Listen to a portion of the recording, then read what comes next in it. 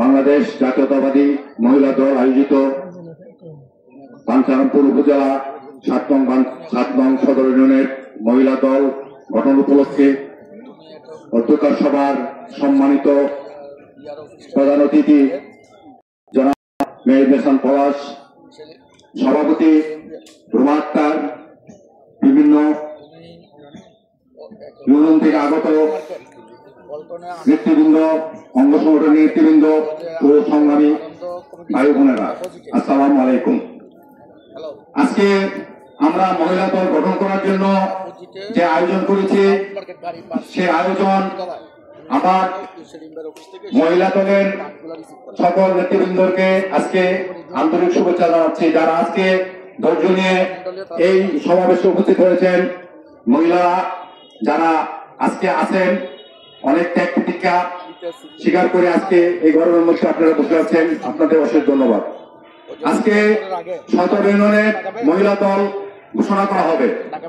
যে মহিলা দল আজকে আমরা ৭ নং বাঞ্ছারামপুর সদর ইউনিয়ন থেকে আমরাই প্রথম মহিলা দল গঠন করতেছি এবং সারা বাঞ্ছারামপুর উপজেলার সকল নেতৃবৃন্দকে দাওয়াত করে আমি এনেছি এবং আপনারা সবাই উপস্থিত আছেন। আমরা অত্যন্ত কৃতজ্ঞ যে আপনারা আমাদের এই সমাবেশে উপস্থিত হয়েছেন। আমাদের মহিলা দল গঠন করার যে অনুপ্রেরণা আপনারা দিয়েছেন, আপনাদেরকে অশেষ ধন্যবাদ। আমি মহিলা দলের সকল নেতৃত্বকে বলছি, আপনারা আজকে যে দল গঠন করা হয়েছে, যে ঘোষণাপত্র আমরা প্রদান করব, যে হয়তো আপনাদেরকে যথাযথ ফর্মালিটি দিতে পারবো না, কিন্তু আপনারা যারা আমাদের কমিটিতে আসছেন, আপনারা পদের জন্য আসেন নাই আমরা জানি, তারপরেও আমাদের যে সিনিয়র জুনিয়র আছে তাদেরকে সামনে রেখে আমরা দল গঠন করেছি। পদটা বড় কথা নয়, যারা আজকে কমিটিতে সদস্য পদে আছে তাদের কার্যক্রম দেখে আগামীতে আমরা তাদেরকে আরো উন্নত পদে, আরো সামনের পদে দিতে সচেষ্ট থাকব। আপনারা যার যার অবস্থান থেকে মহিলারা যারা আছেন, ভাই বোনেরা, আপনারা আপনাদের কাজ চালিয়ে যাবেন। আশা করি আপনাদেরকে দিয়ে আমাদের সুনাম আসবে।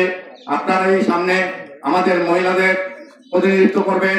যেমন আমাদের পূর্ববর্তী বক্তা বলে গেছে যে আপনাদের মাঝ থেকেই আমাদের পরবর্তী নির্বাচন যা যা আসবে সামনে, ইউনিয়ন পরিষদ থেকে উপজেলা পর্যন্ত মহিলাদের সংরক্ষিত আসন আছে।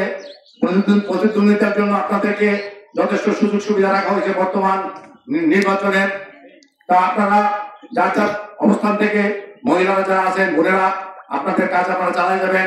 কোনো সহযোগিতার প্রয়োজন হলে আমি সভাপতি হিসাবে যা যা করুন আমি সহযোগিতা করব।